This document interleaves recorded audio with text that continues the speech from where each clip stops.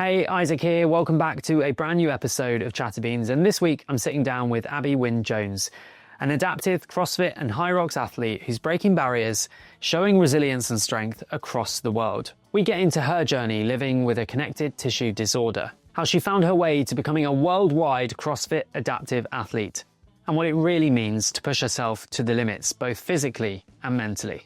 Abi opens up about representation in sport, the importance of inclusivity, and while sometimes you just need to learn to do it anyway. This is ChatterBeans with Abi Wynn-Jones. Let's get into it.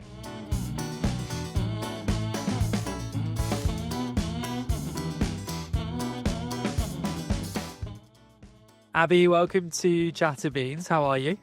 I'm good, thank you. How are you? I'm all right. I'm really good. Yeah, enjoying this last bit of sun. Although by the time this episode goes out, hopefully it'll be nice and cooler and enjoying that autumn weather. I'm quite excited for it.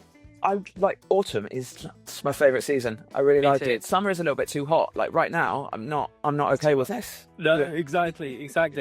Anyway, tell me about you. What does life look like for you right now? What are you up to? What's your main driver in life? Because I know a little bit about you, but not that much. So enlighten me.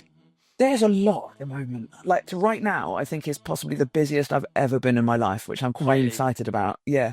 So like outside of like work and professional stuff, I think the main driver for me is sport, fitness. It always has been. I've been involved in adaptive CrossFit, which is the divisions for disabled people. So we all have different impairments. There's 15 different divisions for people who have various different types of impairments, and we all compete. And the adaptive CrossFit Games is, at the time of recording, in about 2 weeks. So this is my last week of quite heavy training and a lot of work. They've started releasing some of the workouts. So Really? It's suddenly become really real and really exciting. So that is basically everything right now. That is my entire life. I can't think about anything else. And also, Go on. I'm finishing a master's and I've got stuff going on at work. So like, Are you? time, What's perfect your climate. master's in? Learning and development. So I do leadership development, executive management development, that kind of thing. Teach people how to be better leaders, how to be effective managers. I spend a lot of my time delivering courses that could be delivered like this. Just don't be a dick. Yeah. And that's it. Exactly. Turns out there are some people who need more than that. Well, I know how you feel about doing a master's while you're working full time and all the other bits, because I did one a couple of years ago, and at the time of this going out, I will have just started another 2-year part-time master's in AI. Why would you do that? Why would you do that? Well, AI is the future, right? I know. Yes, but did you not learn from last time? Ask me how I'm feeling at your masters, you were doing exactly the same thing as me, which is like, I never want to learn anything ever again. I'm done. Literally. I'm completed learning. It's crazy. It's crazy. So I mean, it's amazing that you're doing all of that. And if you just look at your Instagram, it's fitness, CrossFit, High Rocks. And I remember you from London, I think it was, with Guillaume. Did the doubles, right? And I was judging the ski, and I remember you coming in. So what is it about fitness? Have you always been into it since school? Like, where has that passion come from, and what's driving you, I suppose? I think the real competitive, I've always been super competitive. I am one of those people, those really awful people who always have this need to win. I have always been one. I recognise that it's genuinely at this point is a character flaw, and I'm okay with that. I've come to terms with it. That is a problem for other people to deal with right now. I'm like, it is who I am. So I've always been into sports, into that kind of thing when I was younger, but what I found it really challenging when I was younger, because I was born with a connective tissue disorder. So I was born with a genetic illness that means that I get injured very, very easily. So I have a condition called Ehlers-Danlos syndrome. Okay. And so as a child, I was a swimmer. I did a lot of diving off the diving boards. I did some sailing. I did all of the different things you do as a child. I was really lucky because my father worked on in a water sports centre. So I got to do, those places in the countryside where they send inner city kids out for a week to experience what it's like in the countryside and to see cows and things. Yes. Yeah, yeah, one of those. So I was an Amazing. outer city kid who had access to that all the time because my father worked there, Yeah. except for when the inner city kids were there because, they were brutes. Different. Yeah. They're built different. If anyone watching this is from the inner city, I don't care. Like, I'm all right with this. Exactly. Again, just come at me, whatever. Anyway, Love it. so I got to to get involved with all of the different sports, but almost because of that, I got injured all the time. So I did gymnastics, I did swimming, I was sailing, I was skiing, I was doing all of this kayaking, canoeing, anything in the water. I learnt to windsurf almost before I could swim, which my father was a coast guard. So they used to, and this sounds, now it sounds quite bad, but this was, remember, in the 80s. Times were different. They used like the Coast Guard's kids as casualties when they were doing training, because when they had the Coast Guard helicopter, you had the people doing the training had to learn how to transport children as well as adults. So they're just like, oh, just get our kids involved, chuck them in the Solent, see what happens. What's the worst that could happen? Like, they're surrounded by Coast Guards, they're not going to die. And we were like, yeah, I mean, good point, well made. So they would winch us up into helicopters and things. So that was brilliant. So yeah, activity rather than sport was always a part of my life. But also I was always getting injured. Like, I was always going into A&E. I was always going into minor injuries clinics. I tore the ligaments in my ankle for the first time when I was about, I think I must have been 7 or 8. I've torn both of my Achilles. I've torn the ligaments in my other ankle. I've dislocated both of my hips. I have dislocated various vertebrae. I've dislocated both of my shoulders many, many times. Even to this day, I dislocate ribs on a weekly basis. And so when did they recognize the condition? Because I imagine back in the 80s, 90s, it wasn't easy to recognize something like this. Not at all. No, I was weirdly, I was really lucky because I was getting injured so much. Because where someone who wasn't an active child they wouldn't have had such major joint trauma consistently, so it wouldn't have been picked up. And there's a lot of people who are diagnosed much later in life, having just been called clumsy or whatever when they were kids. So I was very lucky in that I say very lucky, almost a contradiction in terms. I was very lucky in that it was first noticed when I was involved in a major accident on my shoulder, where I was diving off the diving boards and I just landed wrong and my entire shoulder just completely gone. It was completely dislocated. I'd been dislocating my shoulder on a daily basis. This was my right shoulder.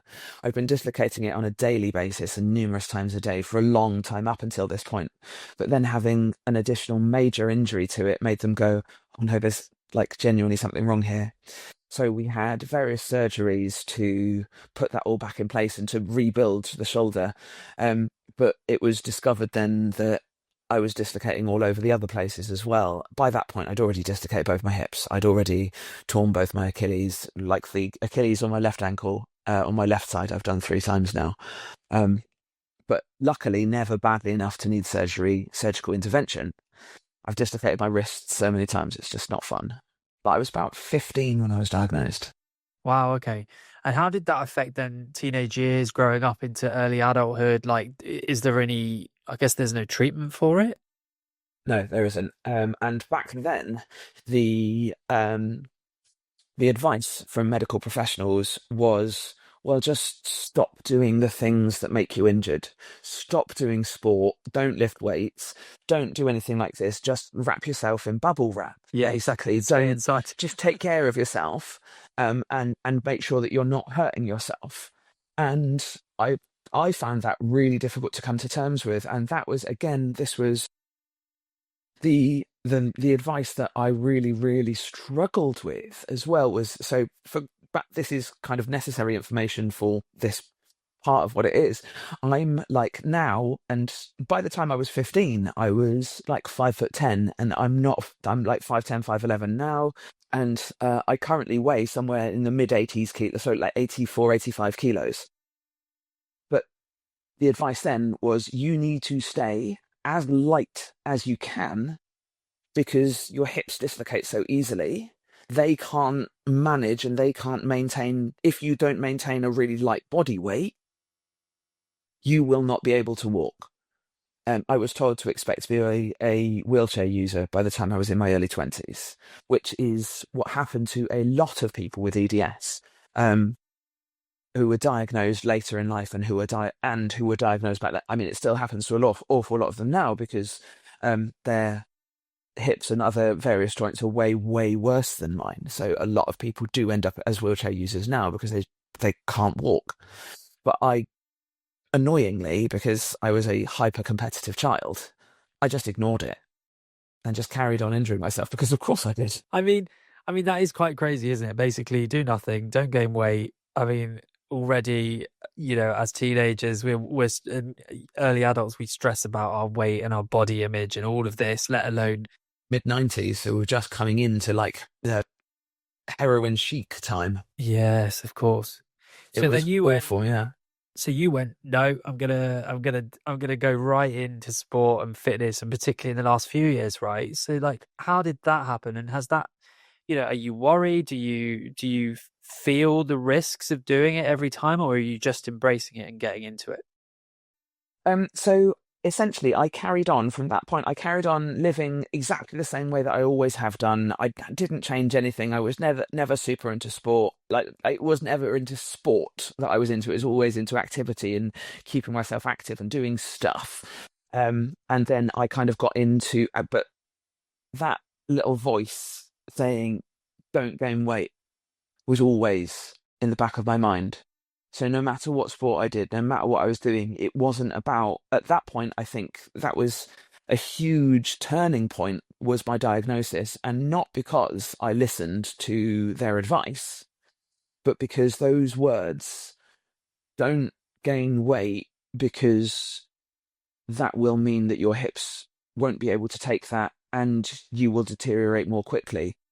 That really plagued me in the back of my mind. So instead of sport being and fitness and stuff being fun, at that point, sport became a way to manage my weight and a way to stay small and a way to stay slim. And that just carried on for the next 20 odd years.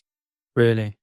Yeah. Yes, actually up until lockdown. Yeah. Really? Because it became a necessity, right? Rather than something you were doing for joy or for fun. So I guess it wasn't fun anymore. It was just something I had to do. And it was all about staying thin, which was awful. And so is there a turning point, did you say? Yeah, COVID. huge. What happened at that point during the lockdown for you? So one of the things that I have always had to be able to keep myself mobile, to be able to keep myself able to do, turns out literally anything, is I had access to face-to-face physical therapy appointments. So I'd have regular massages, regular physiotherapy appointments, regular osteopathic appointments, regular appointments just to get people to put my body back together. Because when you dislocate 2-3 ribs a week, there's the line. So you need to have that constantly. Yeah. When you're dislocating a wrist every month or so, or when you're spraining or straining your ankle, like whenever you leave the house. And then COVID happened and lockdown happened, and all of us, and like I'm definitely not alone in this, there were so many people with chronic conditions who need to be actively managed face to face. We no longer got that active management face to face. It was gone, instantly taken away, like it was pulled away like a rug from under your feet. And it turns out that I can go for 6 weeks without treatment before I can no longer walk. Really? I learned that the hard way. And essentially, at the beginning of lockdown, when I lost access to all of this, I really quickly became housebound because I couldn't do anything and the pain was unbearable. And it was at that point that I realized, oh, this is what would have happened to me if I'd listened to the doctors back then. It would have taken this long Yeah. for me to get to this point. So I was a little bit vindicated. So I was a little bit smug, for maybe like zero point 0.3, but the rest of it was devastating. And I hadn't realized, because it had been 20 years or nearly, yeah. Actually, I say that, and that is terrifying because it'd been more than 20 years. Oh no, now I feel old. No, don't dwell on it. Let's just move on. Move on. But I had in the back of my mind for that long, I'm doing this to stay thin.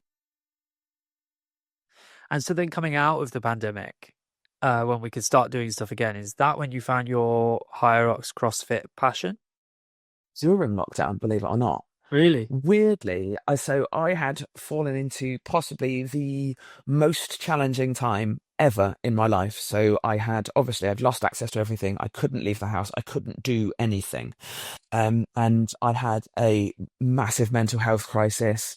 I'd fallen into horrific eating habits that I'd always managed to kind of just about avoid before, because I was doing activity to stay thin, but now I couldn't do that. So I was falling into these really terrible behaviors.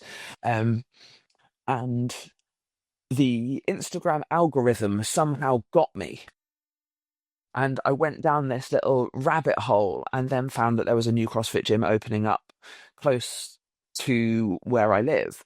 And I reached out to the owner, and I will always, and I am more than happy, and I will say loudly and publicly that Nicholas Didard, who is the owner of CrossFit Catford now, and CrossFit Sydenham, I will wholeheartedly credit that woman with being a huge part of the reason that I am still alive.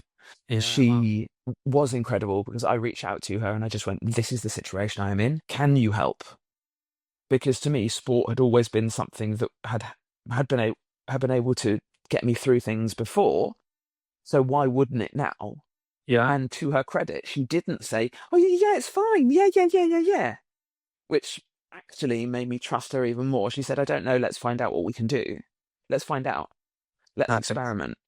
Yeah. So we started playing. I would go, like, she had classes in her back garden, so I would go to that. She would see what we can do. And I think the focus was always on, this is what we can do. And if we found a movement that was impossible, we would find a way to make it possible. So like, I throw a barbell around with one arm rather than two, because my arm doesn't move that far. And all of these things, she would come up with these adaptations to movements, and we would play with them together, and neither of us would be scared of getting it wrong. And I think that is what really turned it around for me. It was during lockdown, finding someone who wasn't scared to get it wrong and to not be perfect. And that really made a difference to me. And then coming out was when I really kind of just went, oh, do you know what? I really enjoy this. Whatever I've learned from this that I can be strong rather than thin. So going in and starting CrossFit at like 5'11" and 60 kilos, and now 5 years later, going to the games and just being able to lift incredible weights, training out of CrossFit Woolwich 7R, which is an incredible space and so much support from everyone. Just makes everything brilliant. I think that's what we've seen, isn't it? Particularly since COVID, is less about, I think, less about aesthetics for for a lot of people. It's about being strong. Yeah. Like, we want to be strong, we want to be fit, we want to be healthy. That doesn't necessarily mean slim and whatever else. So it's really scary. Yeah, I bet. Because it's trusting the process as well, right? Of, oh, I can put on weight, especially with your condition, I imagine, and being this voice in your head. Yeah. So you found that, you found your adaptions, you found what you could do and how strong you can be and how much you can lift. What was your first competition? When did you do that? And what's that journey been like for the last few years? The very first competition I did was with Adapt All or the first adaptive competition I did was with Adapt All or Nothing, a group of adaptive athletes down in Salisbury, and they ran an adaptive. Ran the first adaptive only competition in the UK, which they put on in, I can't remember, a while ago, but it was the first one that Yeah. it was the first one that was run for adaptive athletes then. So I did that, and then um, did the adaptive CrossFit Open. So the first year that CrossFit did adaptive categories was 2021, 2020, 2021, whichever it was. But it was when we all did it in our back gardens. So I did that, which was obviously in my back garden, which was weird. Didn't do very well, but actually really loved the competition. Did it again a year later, did better, and was just like, oh, excellent. And then Adapt ran this competition. That was my first in-person competition. Loved that as well. And then another organization called Wadaptive. The founder of Wadaptive, Nigel, has become an incredibly close friend, and he created a competition where it was, you've possibly seen it online, actually. They do the mixed pairs, one adaptive athlete and one Yeah. non-disabled. You know Yeah. what I mean? Yeah. So you pair up. And I paired up with a good friend and my now coach, Natasha Ellis, and we did that together. And it was the most incredible experience because, again, pretty recently prior to that, I tore my good bicep, and then doing online semi-finals for the Wheelwad Games, which is what is now the CrossFit Games, but back then it was called See. the Wheelwad Games. So I did the semi-finals for that, and doing those, I fractured my ankle. I know, right? And I did both of those injuries within 2 weeks of each other. And I was just like, so now I can't use my bad arm because obviously I can't use my bad arm. I can't use my good arm because I've torn my bicep. And I can't use my good leg because I fractured my ankle. Oh, Yeah. so that was nice. But weirdly, it was those injuries happening, and then what active happened like 2 months later, and That's just crazy. threw me into it again. Yeah. Because I recovered? Absolutely not. But it was that made me go, oh no, hang on, let's go all in. Yeah. So Exactly. we did, and I made the Wheelwad Games in 23, and that was my first international competition.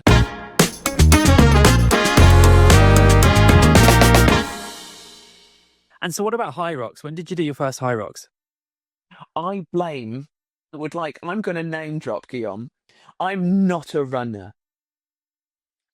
I am I am proud to call myself a CrossFit hippo. Do you know what I mean? Yeah. Dangerous over short distances. I will kill for fun, not for food. I'm violent, and I'm okay with that. Not a nimble runner. Yes. By that I mean not a runner Yes. at all. He has a lot to answer Do you know for, that why? man. Because I can't run.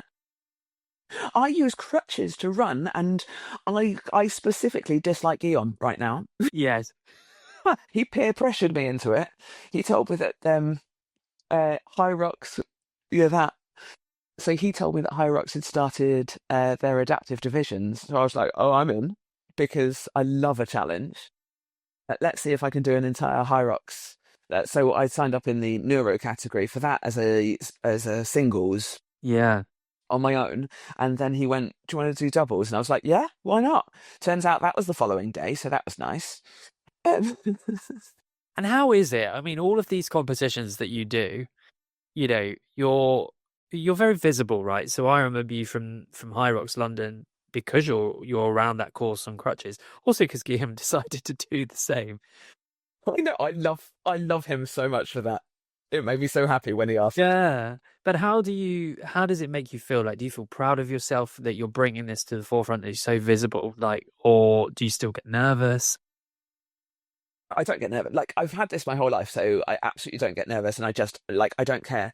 I have mixed feelings, weirdly, about it because have you heard of inspiration porn? Now go with me on this. It's not porn. So there is this feeling in the disabled community, and it's quite hard to put into words. I am inspirational. I am, because I'm awesome, because I am incredible, because I'm a good athlete, because I'm a human being, because I am kind. I am not inspirational because I run on crutches. That is not who I am. That is not even, it's a tiny part of who I am. I would do this even if I didn't have to. I find it Yeah. really uncomfortable when people go, yeah, you, well done, you, shut Yeah. up. If you wouldn't do that to someone who is not running with crutches, Yeah. don't do it to me. I don't want it. I Yeah. don't want pity. And oftentimes that kind of is what that oftentimes comes across as. And a lot of non-disabled people, obviously, there's not many, but some non-disabled people use disabled people as, well, you got out the house today. You're so inspirational. No, Deborah, I'm not inspirational for going shopping. I'm just not. I need to go shopping. It's just like, what is wrong with you? Get over yourself. So I have really mixed feelings about it because equally, like as someone with a disability who does sport, knowing how underrepresented and undersupported our community is in sport in general, you have to push yourself forward. You have to put yourself out there and be Yeah. open and loud and really shout about it. So it's this balance between how do I do this in a way that demonstrates that I'm inspirational because I'm a good athlete. I'm inspirational because I think that all disabled people can do it, but I'm not inspirational for someone who is not disabled who's sat on their couch and just going, oh, look at her. She's running on crutches. Oh, why don't you? No, do you know what's harder than running on crutches? Burpees on one arm. I promise you. Wall balls on one arm. Try that. I mean, Running on burpees crutches on is two easy. arms is hard enough for me. So, yeah, I hear But we've you. got to That be loud and out there. Yeah, exactly. And I think it's that balance that I'm It's really intrigued about, hard. right? It must be. Yeah. Yeah. Wow. Okay. I don't care. I will always do it. I will always push myself forward. I've been really lucky enough I was invited to do the first British weightlifting open where they had adaptive athletes. So British weightlifting did an adaptive category this year in British finals. So that was incredible. And I competed with a load of other adaptive athletes there. And also I was part of the British functional fitness, the BF3, the IFF3, those guys. So they did an adaptive invitational as well. And I was really happy to be a part of that. And then recently Southwest Regionals, which is another one in a similar vein, they invited a handful of British adaptive athletes down to compete on their floor as well. So we did that a couple of weeks ago. So there's been a couple of things that we get the opportunity to do that I will always say yes to. And again, this is another reason that I'm really thankful to Wadaptive because they were partnered with British Weightlifting, with BF3 and with Southwest Regionals to put together this group of adaptive athletes to showcase what we can do and how we can move and the way that we do it. I love So that. it's uncomfortable, but actually, let's not kid ourselves. I'm kind of a big deal, and I'm okay with that. That's why you're here. That's why. I mean, have you met me? So thinking about future, you've got your competition coming up, which will have been done by the time this goes out. But what do you want to do is this a goal now forevermore? Like, are you just going to keep driving this until you really get tired? Or, what's your ambition with it? No. Well, yes, but no. I want to make sure that sport is accessible for disabled people in 20 years' time. Sport right now, the way that disabled people are seen in sport is that we have two options. We are either bedridden objects for pity, or we are Paralympic objects for inspiration. I care about sport, I care about fitness, but I care about it at a grassroots level. Mm. I would love to be able to show that you can and you are allowed to be a disabled person just going to the gym because it's fun. Yeah. And that is a huge challenge that we still need to get over because you don't see that representation. You don't see and you don't hear about people just living their active and sporty lives and being disabled because it's not cool. You can't put it on a poster. And equally, I will always advocate for people with invisible disabilities having more representation of those as well. Because, again, you cannot see when I'm walking down the street, other than I've got a bit of a limp and I look a little bit weird and wobbly when I walk, but you would only really notice if you paid attention. Yeah, it's really interesting that because for the last few years, I've coached in a gym in London, quite a well-known club, Third Space. I mean, people know about it. And Yeah. you don't see a lot. There is one club, Wimbledon, where when that opened, we bought some specialist equipment. So a rower for a wheelchair user, for example. It was amazing to see that. But it made me realize, wow, I've never coached anyone that has a physical disability. So when you talk about the CrossFit gym after lockdown and how she really worked with you, that's incredible because, as coaches, when you do your course, you're not really, level 2, level 3, you're not really taught how to deal with people with physical disabilities. And I remember the first cycle class I taught, I had this girl come up to me and she said, I'm completely blind. Can you help me set up my bike? And it was the first time that I'd really had to think about how I set up someone's bike and so that she could do it again on her own in the future without asking every time. And so it's just incredible. And so, yeah, I am all with you on that, like advocating to see it more in everyday gyms. Like it shouldn't just be this place that you go where or everyone with a physical disability is all together, or even, other disabilities. So I'm so with you on that.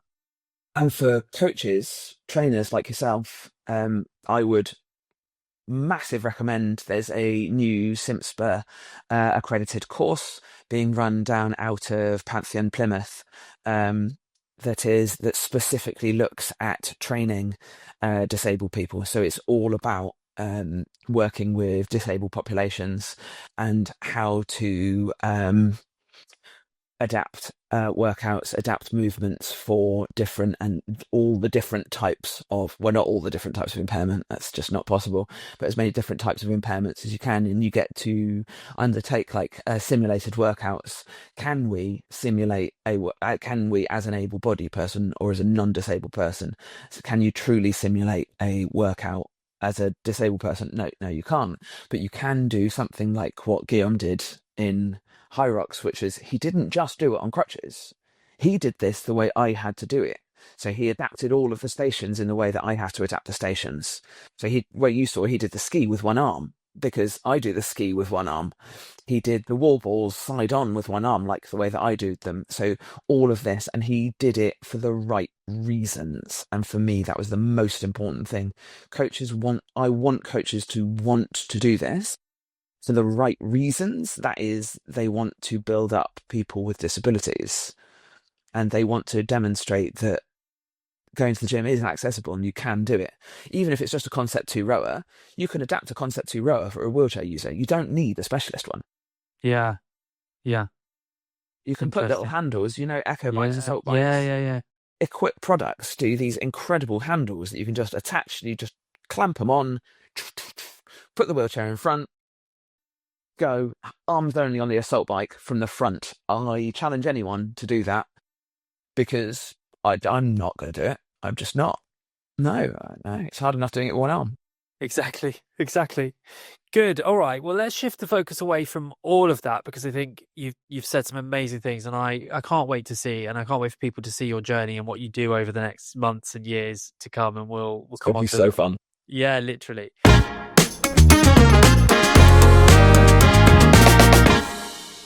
Coffee. Do you like coffee?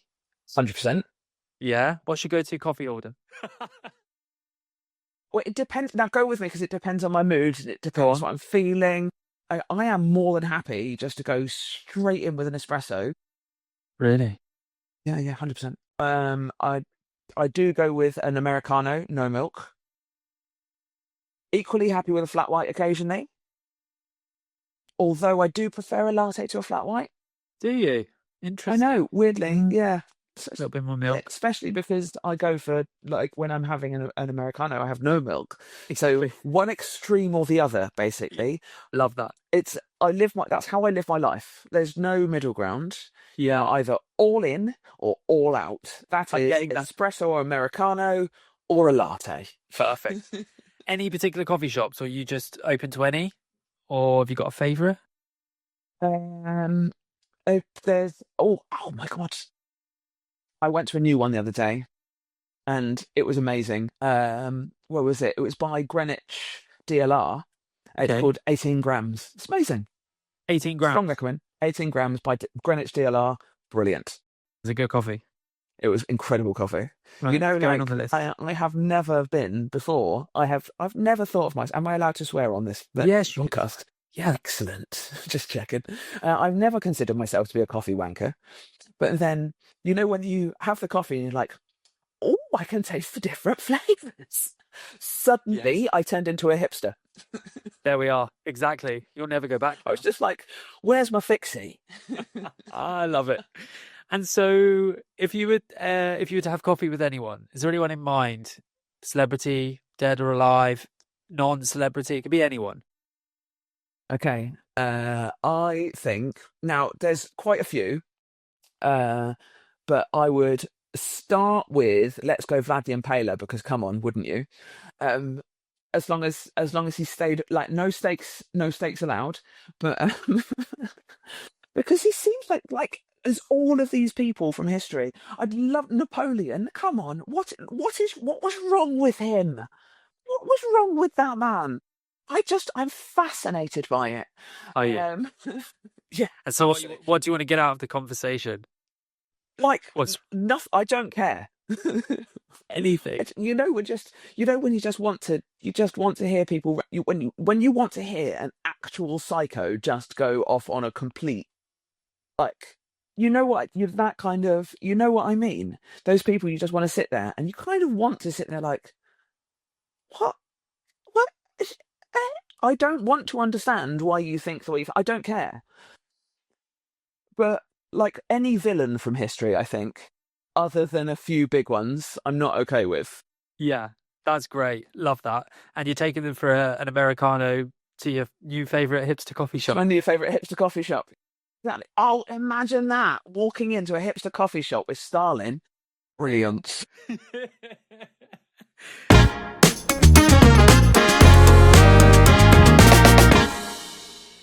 So, in everything that you do, because obviously we haven't talked about your day job, and that's fine, but you've got your job, you've done your master's, and you're doing a hell of a lot of stuff with sport and fitness. Like, when do you feel most like yourself? Is there one time? Is there one point? On the competition floor. Yeah. Or just before I walk out onto the floor when I'm surrounded by the people I'm competing with, because that's just an opportunity to really be. Like, it's that opportunity, you get into that kind of meditative state, and for me, that, you know what I mean, that awful feeling of doing an awful workout where you're just like, why do I even do this to myself? What's wrong with me? Like, whatever, what's wrong with Stalin? Don't care. What's wrong with me right now? But the joy that you get from doing it with other people who have worked just as hard. Yeah. And being able to stand just behind the competition floor as you're about to go on. Yeah. Laughing there and is joking. a feeling. Yeah, it's super special. Yeah. Yeah, exactly. Then.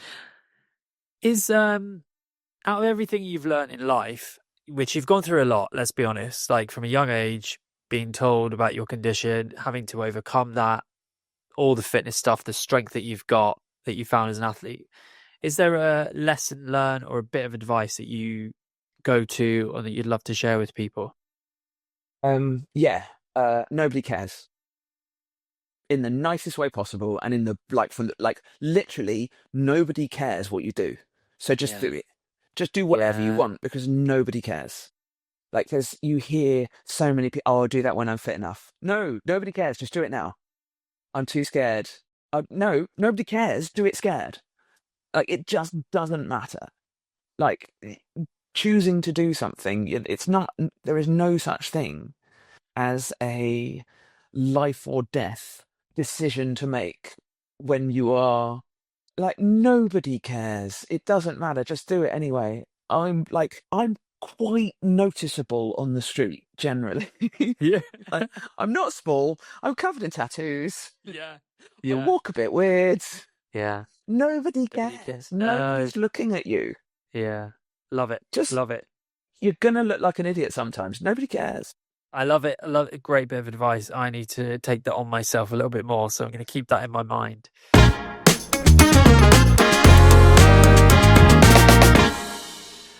Look, we're about to come to the end. So we've got the quick fire round. Ready? Yeah. Cool. First thing you do in the morning. Take painkillers. Okay. And or fall out of bed. As someone I shared a room with for the first time discovered, to their horror, as I yeeted myself onto the floor. If you packed a bag right now, where would you be going? I'm literally packing a bag, and literally Las Vegas for the CrossFit Games.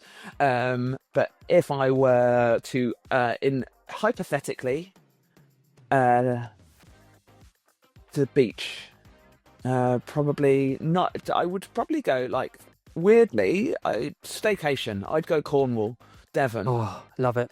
Perfect. Love that area. South Wales. That's where my family's from. South Wales. Beautiful. Nice. One thing that always lifts your mood. The gym. Sorry. That's such a stereotype. No. I love it. A pleasure you'll never give up. Taking joy in the little things. Looking out the window at clouds. I feel this. I'm sorry. I know this is supposed to be quick fire. Fine. You never now met me. So I have, without my glasses, I have no depth perception. And for the first 30 years of my life, my glasses didn't correct that. So you know how you see things on a TV screen and in a photograph? That's how I saw the world. So then I turned 30 and I got glasses with a slightly different prescription that gave me depth perception. And I looked at the sky and I suddenly understood what other people meant when they say, oh, painters never get the clouds right. Or the clouds never look right in a photo. Because to me, the clouds had already, they always looked exactly like that. Wow. Seeing clouds, that there was distance between clouds for the first time, seeing the sky for the first time like that when I was like in my early 30s, game changer. From that point on, I will never give up taking a moment to just appreciate beauty. Just like, it's incredible. I will never give that up. Yeah. Favourite way to spend your day off? Go to the gym. It's in the gym, yeah. Favourite place you visited? Chicago, I think. Really? I hear this a lot. Beautiful.